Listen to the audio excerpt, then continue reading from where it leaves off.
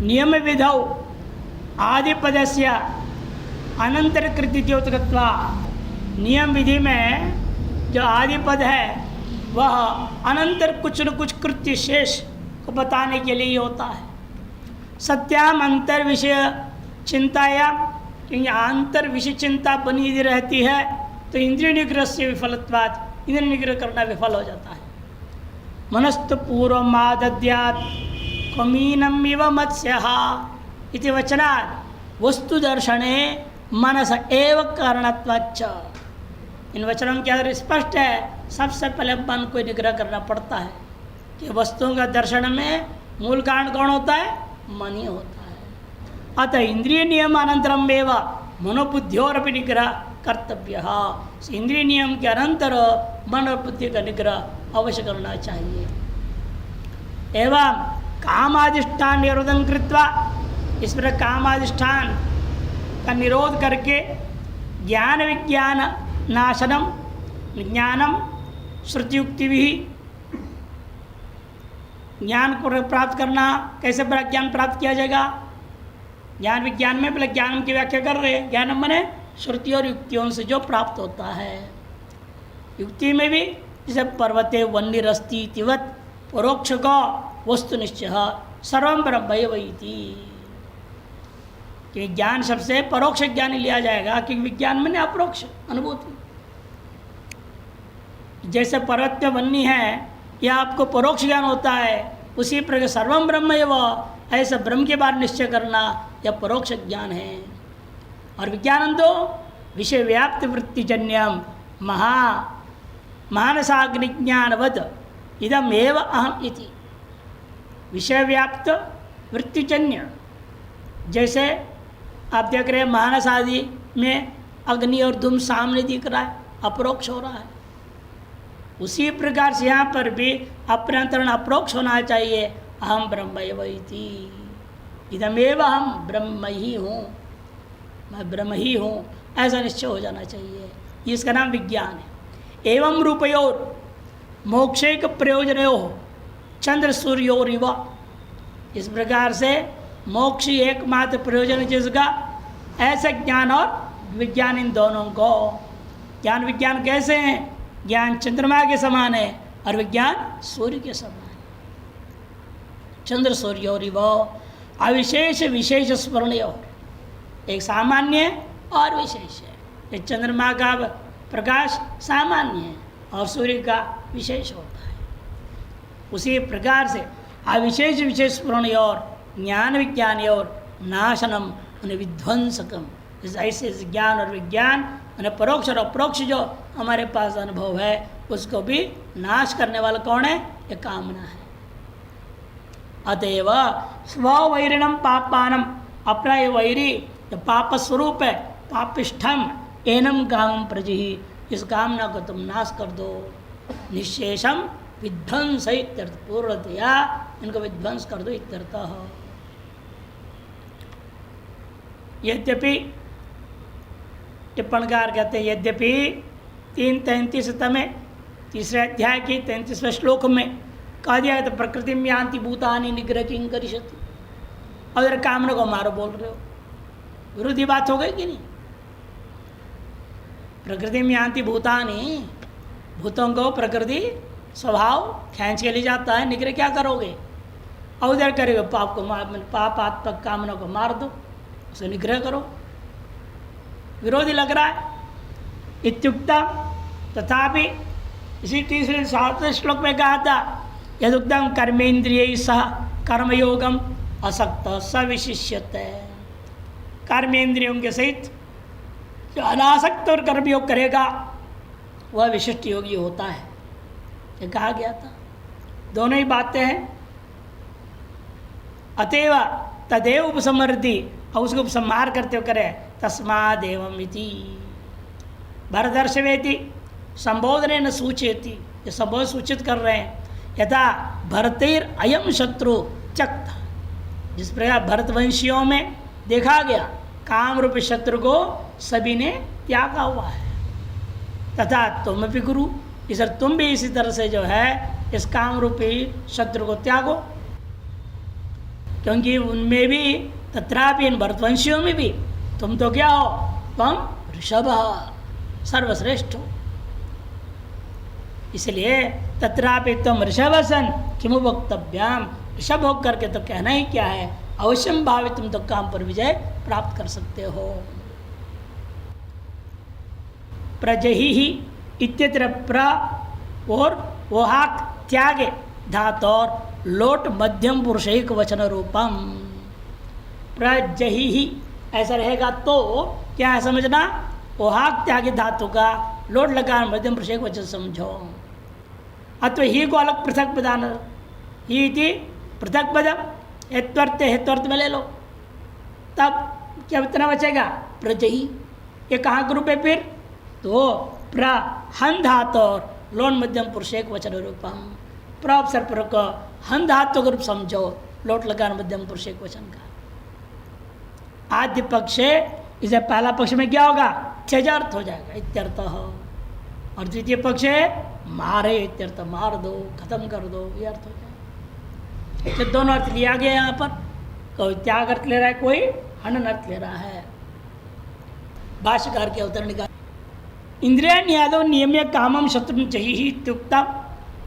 इंद्रियों को सबसे पहले नियमन करो, तत्पश्चात मन बुद्धि का भी नियमन करता हुआ काम रूपी शत्रु पर विनाश कर दो या इसको त्याग दो, ये जो कहा गया इत्युक्तम। तत्र किमाश्रय कामम चाहिए, हम किस पर आश्रित रहें, भाई मारने वाले को भी किसी में आश्रित रहना पड़ेगा ना। आपने कामना कहा है, कामना का आश्रय बता दिया, और मुझे कह रहे तुम मारो कामना को, शत्रु को, इनमें ही कहाँ टिकूं, कि सारे विषयों से मैं अलग हो जाऊंगा तो मैं टिकूंगा कहाँ, मुझे तो कहीं टिकना पड़ेगा मारने के लिए। जब इंद्रियों से, मन से, बुद्धि सब को हमने निग्रह कर दिया, निर्विषक स्थिति में आ गए, तो हम कहाँ टिकेंगे। इसलिए किमाश्रय सन कामम चाहिए, कौन से आश्रय को आश्रित करके मैं कामनाओं को त्यागू या मारू, बताओ, इत्युच्यते। शंकराचार्य अपने अवतरण का दे रहे हैं, ननु कामो दुर्जयो, यद्यपि कामना क्या है, दुर्जय, दुर्जय से जय बलवद आश्रय अपेक्षित है, और दुर्जय का यदि जय होना है आपको भी बलवद आश्रय चाहिए, मजबूत आश्रय होना पड़ेगा, ठोस आश्रय। मुमुक्षु कम आश्रित्य कस्य महिमना कामम चेत, मुमुक्ष जो है किसको आश्रय करके, किसके महिमा, कस्य महिमना कामम चेत, किसकी महिमा के सहयोग से जो है काम पर विजय पा सकेगा। इत्याकांक्षायाम रसवर्जम रसोप्यस्य परम दृष्ट्वा निवर्तते इति न्यायेन। रसोपि रसम वर्जम, मैंने बाह्य विषयों का रस को परित्याग करोगे, जो परम जो रस है कौन है, शुद्ध ब्रह्मात्मा परमानंद स्वरूप, उसको रस से कहा गया, उसको अनुभव करके उसमें टिक करके आप सबको मिटा सकते हो। इति न्यायेन परमात्मानं सर्वांतरम सर्वगम अवगम्य, जो परमात्मा है सर्वांतर है, सर्वव्यापी है, ऐसे जो को अवगम्य, उसे जान करके उसमें टिको, न ब्रह्मनिष्ठ हो जाओ, स्वरूपनिष्ठ हो जाओ, आत्मनिष्ठ होकर के ही तुम कामना को मार सकते हो। तद आश्रय न तम कामम जयति बोधयितुम आत्मादिगम प्रकारम बाहो, उस आत्मा को आश्रय करके ही तुम इस कामनाओं को मार सकते हो, जो उसको त्याग सकते हो। यह बात बोध कराने के लिए इन आत्मा का अधिगम कैसे होगा ये पूछोगे, तब आत्मागम का ही, आत्मा के अधिगम, आत्मा की अनुभूति प्राप्ति, यही प्रकार को, प्रक्रिया को बताने जा रहे हैं। इंद्रियाणि इत्यादि, इंद्रियाणि पराण्याहु इंद्रियेभ्यः परं मनः मनसस्तु परा बुद्धिः यो बुद्धे परतस्तु सः। इंद्रियाणि पराण्याहु इंद्रियेभ्यः परं मनः मनसस्तु परा बुद्धिः या बुद्धे परतस्तु सः। यो बुद्धे ना, हाँ, यो बुद्धे परतस्तु सः। इंद्रियाणि पराण्याहु। बाह्य जगत जो विषय की अपेक्षा से है, इंद्रियां ज़्यादा सूक्ष्म है। बाह्य जगत एकदम स्थूल है, उसकी अपेक्षा से इंद्रियां सूक्ष्म है। इंद्रियों की भी अपेक्षा से परम मनः, मन और ज़्यादा सूक्ष्म, मन से भी ज़्यादा मनसस्तु परा बुद्धि ही। और जो बुद्धि से पर है वही वह आत्मा है। यो बुद्धे है परतः स तु स एव, वह आत्मा ही है। शांकर भाष्य। इंद्रियाणि इति, इंद्रियाणि श्रोत्रादीनि पंच, श्रोत्रादि पंच ज्ञान इंद्रियों को ही लो। देहम और ये शरीर, स्थूलम एवं बाह्यम परिच्छिन्नम च जगत, इन सब की अपेक्षा से इंद्रियां क्या है? सूक्ष्म है। पंच ज्ञान इंद्रियां, आपके स्थूल शरीर एवं बाह्य परिच्छिन्न जगत, इन सब की अपेक्षा से सूक्ष्म है। सौक्ष्म्य आंतरस्थत्व व्यापित्वाद्यपेक्ष्य पराणी प्रकृष्टानि इत्याहो पंडिता। पंडित लोगों का कहना है, ज्ञानियों का कहना है कि ये जो इंद्रियां हैं वह ज़्यादा सूक्ष्म है और भीतर भी है, आंतरस्थत्व हेतु है। तीसरा हेतु क्या है? व्यापित्व। अव्यापक है कौन?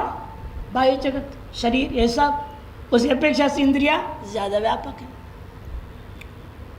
कारण हमेशा कार्य की अपेक्षा से सूक्ष्म होता है, आंतर होता है और व्यापक होता है। ये तीनों हेतु सर्वत्र घटेगा, सौक्ष्म्यात्, आंतरस्तत्वात् और व्यापित्वात्। अतीन की अपेक्षा करते हुए पराणी, श्रोत्रादीनि इंद्रिय पंच इंद्रियाणि पराणी, पर, पराणी का मतलब प्रकृष्टानि, प्रकृष्ट है। इत्याहो पंडिता। तथा इंद्रियेभ्य, इन इंद्रियों से भी ज्यादा परम कौन है? मनः। क्यों? मन क्या है? संकल्प विकल्पात्मकम, वो भी इसे, वही तीनों हेतु है। इंद्रियों की अपेक्षा से ज्यादा मन क्या है? सूक्ष्म है, उससे भी भीतर है, उनसे भी व्यापक है। जैसा आपने देखा ही है, अन्नमय कोश से भीतर है प्राणमय, प्राणमय से भीतर मनोमय, मनोमय से भी भीतर विज्ञान में। यह आप देखते हैं तैत्तिरीय परिषद में वर्णन है। तथा मनसस्तु परा बुद्धिर निश्चयात्मिका, और मन से भी ज्यादा सूक्ष्म, अंतरस्थ और व्यापी यदि है तो वो बुद्धि तत्व है जो निश्चयात्मिका है। तथा यह सर्वदृश्येभ्यो बुद्ध्यंतेभ्यो अभ्यंतरो, और जो सकल दृश्यों की अपेक्षा से, सकल दृश्य माने बाह्य जगत से लेकर बुद्धि पर्यंत सारे दृश्य ही हैं। बुद्ध्यंतेभ्य सर्वदृश्येभ्य और अभ्यंतर है। यम देहिनम इंद्रियादिभिराश्रय युक्त सन कामो, जिसको देही, जो जीवात्मा जो है, इंद्रियादि ये आश्रय से युक्त होकर के कामो ज्ञानावरण द्वारेण मोहयति, उस जीवात्मा को ही क्या कर रहा है? इस देह अभिमान करने वाले को इंद्रियादि आश्रय से युक्त होकर के काम देवता इस जीवात्मा के अपने जो स्वरूप ज्ञान है उसको आवरण कर दिया। आवरण करने के द्वारा क्या कर रहा है? मोहयति तुक्ताम, मोहित कर रहा है। सा बुद्धेर दृष्टा परमात्मा, वह जो बुद्धि तक के सकल दृश्य का भी जो दृष्टा है वही आत्मा है, वही परमात्मा है। उसमें प्रतिष्ठित हो जाओ तो अनायास ही आप सकल कामनाओं पर विजय प्राप्त कर सकते हो। शंकरानंद टीकाकार कहते हैं, इंद्रियभ्य परा अर्थ अर्थेभ्यश्च परम मनः इत्यादि कठोपनिषद का है 1-2-11 इत्यादि श्रुतिया इंद्रियाणि पराण्याहो, उसी के आधार पर स्मृति यह भगवद गीता में कही गई है। इंद्रियाणि पराणीति आहो, इंद्रियाणि मैंने श्रोत्रादि नहीं, श्रोत्रादि पंच इंद्रिया, पंच और पंच कर्मेंद्रियाणी च, पंच कर्मेंद्रियों को भी ले लिया इन्होंने। इन सब की अपेक्षा से स्वापेक्षा जड़म बाह्यम स्थूलम व्याप्यम कार्यम प्रवर्तिंच यच्छरीरम यस्मात् प्रकाशकत्व अंतरत्व सूक्ष्मत्व प्रवर्तकत्व व्यापकत्व कारणत्वाय धर्म ही पराणी उत्कृष्टतराणी आहुर वदंती। और भी कई हेतु जोड़ दिया इन्होंने कि ये सारी इंद्रियां कैसी हैं, अपनी अपेक्षा से बाह्य जगत है शरीर, और सर्व जगत कैसा है, जड़ है। सारी वस्तु बाह्य है, जड़ है, बाह्य है, स्थूल है, उसे व्याप्य है, कार्य है, और हमारे द्वारा प्रवृत्ति है। ऐसा ये जो शरीर है इनकी अपेक्षा से, तस्मात् इन सब के प्रकाशक कौन है, इंद्रियां हैं। तस्मात् प्रकाशकत्व, और उन सब से आंतरत्व भी है, सूक्ष्मत्व भी है, प्रवर्तकत्व भी है, व्यापकत्व भी है, कारणत्व भी है। इन धर्मों के वजह से इंद्रियां जो है आपके शरीर से लेकर के बाह्य जगत घटपट आदि पर सारे वस्तुओं की अपेक्षा से सूक्ष्म है, अतएव कह दिया पर है, उत्कृष्ट है। ये न यद प्रकाशित प्रवर्तित तदपेक्ष व्यापक सूक्ष्म परम भिन्न च भवति। जिससे ये न यद प्रकाशित है, जिसको प्रकाशित किया जाता है, निश्चित रूपेण वह उनकी अपेक्षा से व्यापक होगा, सूक्ष्म होगा, पर होगा, और उन सबसे भिन्न भी होगा। यथा अयसो अपेक्ष्य वन्नी, यहाँ पर जो थोड़ा गलत छपी है, अयसो अपेक्ष्य, पामे मात्रा और स को क्ष बनाना, आदिक्षा। वन्नी ही, लोहे की अपेक्षा से वन्नी, लोहा क्या होता है, उसको आपने गर्म कर दिया। लोहे की अपेक्षा से वन्नी क्या है, व्यापक है, लोहे का प्रकाशक भी है। अतः लोहा से भिन्न, लोहे से भिन्न है अग्नि, जो लोहे का प्रकाशन करता है और लोहे को जलाने में सहयोग देता है। तथा देहम अपेक्षा, सर देह की अपेक्षा से इंद्रियाणी देह धर्म प्रकाशकत्व का नहीं है। देह की अपेक्षा से इंद्रियां भी कैसे हैं कि देह और से धर्मों का प्रकाशक है, प्रवर्तकत्वाच्च, और प्रवर्तक भी है। अतएव पराणि भिन्नानि च भवन्ति इत्यर्थ। इंद्रियां शरीर और बाह्य जगत की अपेक्षा से पर भिन्न सूक्ष्म आंतर वगैरह हैं। तथा इंद्रियेभ्यो परः मनः, इंद्रियों की अपेक्षा से मन क्या है, प्रकाशकत्वाय धर्मेणैव, उन्हीं उसी हेतु से प्रकाशकत्व, सूक्ष्मत्व, प्रवर्तकत्व, आंतरत्व, कारणत्व, इन हेतुओं की वजह से ही परम उत्कृष्टम भिन्नंच पर है, अर्थात उत्कृष्ट है और उन इंद्रियों से भिन्न भी है। इंद्रिय धर्माणाम प्रकाशकत्वात्, कि इंद्रिय और इंद्रियों के स्वभाव आदि वाले व्यवहार आदियों को, क्रियाकलापों को प्रकाशन करता है कौन, यह मनः। खलो अंतस्तंच, इतने ही निश्चित रूपेण मन इंद्रियों की अपेक्षा से ज्यादा अंतर है। ऐसा होकर के ही सद इंद्रिया धर्मांश प्रकाशति, इंद्रिया उसके धर्म व्यवहार कर्म क्रियाकलाप सारी चीज़ को प्रकाशित करता है। तथो मनस तत्परत्म भिन्नत्वंच युक्तम, इसलिए मन में इंद्रियों की अपेक्षा से परत्व, इंद्रिय अपेक्षा से भिन्नत्व कहना उचित है इत्यर्थः। एवं मनसो भी, उस मन का भी प्रकाशकत्वादि धर्मैर बुद्धि परा भवति, प्रकाशत्वादि प्रकाशकत्वादि धर्मों की वजह से बुद्धि कैसी है, मन की अपेक्षा से परा है, उत्कृष्टा है। क्योंकि बुद्धिया खलो, बुद्धिया बुद्धया हो गया, दो को हल बनाना पड़ेगा। बुद्धिया खलो मनस तद्धर्माश्च प्रकाशन्ते, मन और उसके सारे क्रियाकलाप जो व्यवहार है उसको प्रकाशित किया जाता है, और मन को प्रवृत्ति भी कराती है बुद्धि, प्रवर्त्यन्ते च। तथा तत्परत्वं भिन्नत्वं च बुद्धि है सिद्धमेव, इसलिए वह बुद्धि उस मन की अपेक्षा से पर है, भिन्न है, उत्कृष्ट है, सूक्ष्मत्व, आंतरत्व, व्यापकत्व, कारणत्व, प्रवर्तकत्व, प्रकाशकत्व धर्म ही। सूक्ष्मत्व, आंतरत्व, व्यापकत्व, कारणत्व, प्रवर्तकत्व और प्रकाशकत्व इत्यादि धर्मों के द्वारा यह स्वयं सर्वतोव्याप्य, उससे भी सूक्ष्म कौन है? सब आत्मा, जो स्वयं सर्वतोव्याप्य बुद्धियाज स्थूल पर्यंत, बुद्धि से लेकर के स्थूल बाह्य जगत पर्यंत कार्यकरण संघातम स्वसन्निधि मात्रेण, इस संपूर्ण कार्यकरण संघात को स्वसन्निधि मात्र से प्रवृत्त करा रहा है। चेतन की वजह से प्रवृत्ति है ना इनमें, चेतन की सहयोग के बिना कुछ नहीं होना है। प्रवृत्त कराता हुआ तद्धर्म तत्कर्म तद्गुण तद्विकारांश्च सर्वान अविकारात्मना। देखिए आत्मा कैसा है? उस बुद्धि के जितने भी सकल कार्यकरण संघात के, सकल कार्यकरण संघात के कर्म, उसके धर्म, उसके गुण, उसके विकार, इन सभियों को अविकारात्मा होकर के, स्वयं विकृत न होकर के, अविकारात्मना साक्षात जानाती, साक्षात उन सबको जानता है, उन्हें प्रकाशन करता है।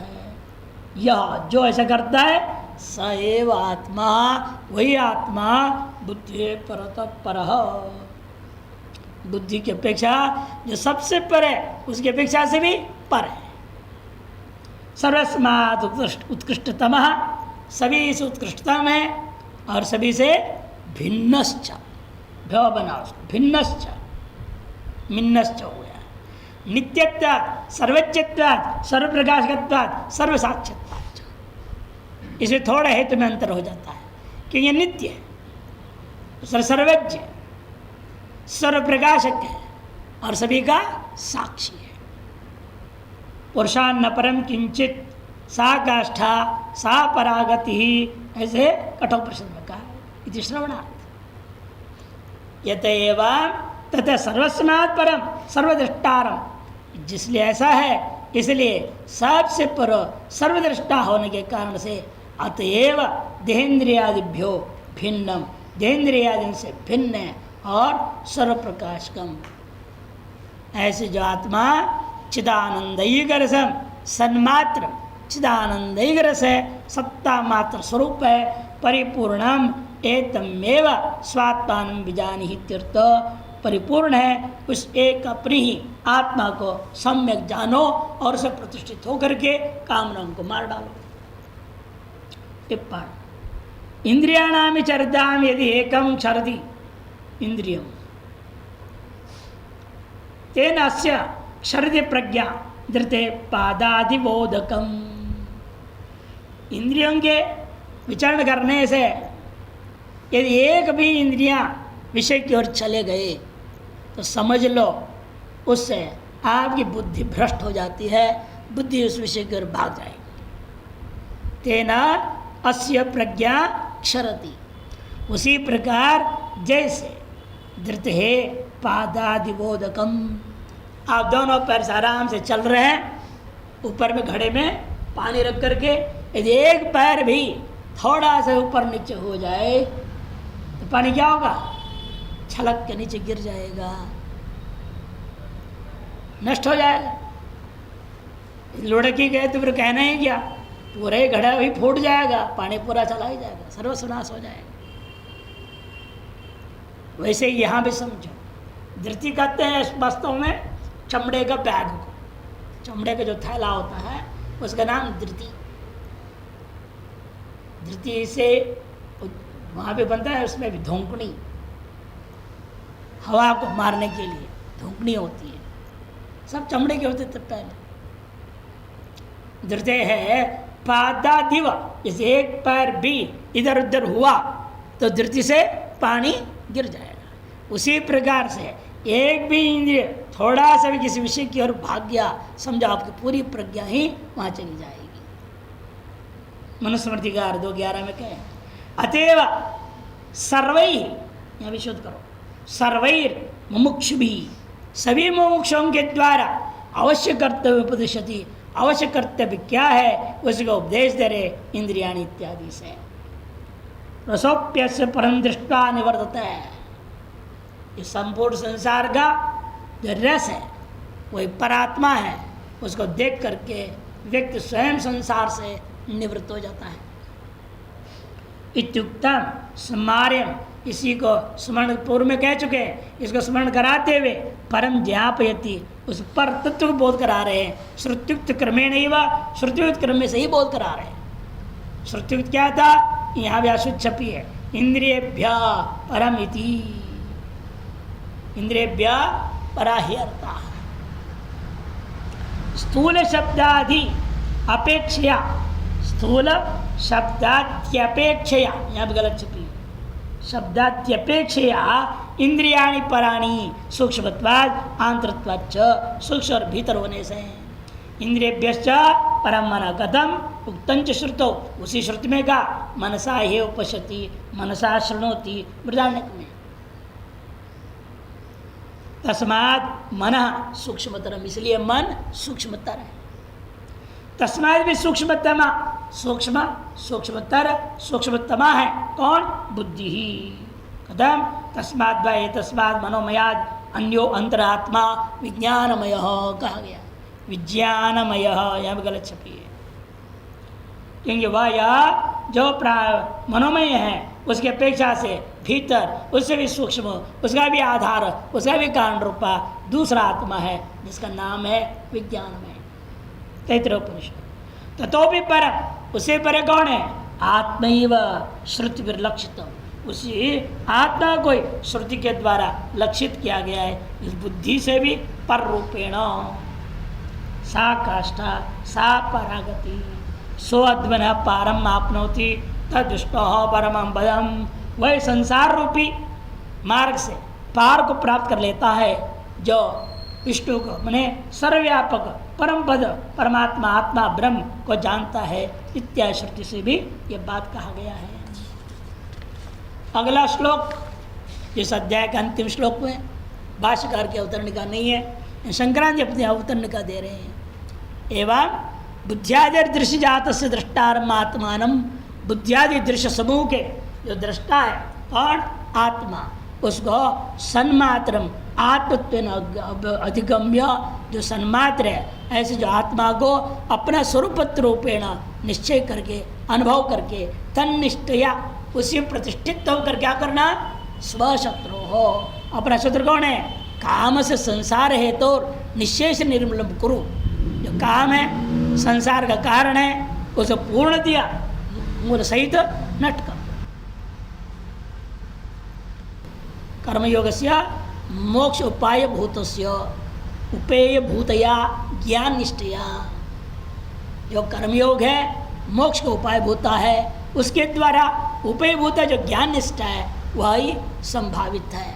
संभाव्यमान सर्व काम निर्मोख एवं मुक्ति, संभाव्यमान जो सकल कामनाओं से नष्ट कर देना, मुक्त हो जाना, ये वास्तविक मुक्ति है। इति सूचयन कर्मयोग उपसंहरति, कर्मयोग को उपसंहार करते हुए कहते हैं एवं बुद्धे परम बुद्ध्वा संस्थभ्यात्मात्मना जय शत्रु महाबाहो काम रूपम दुरासदम।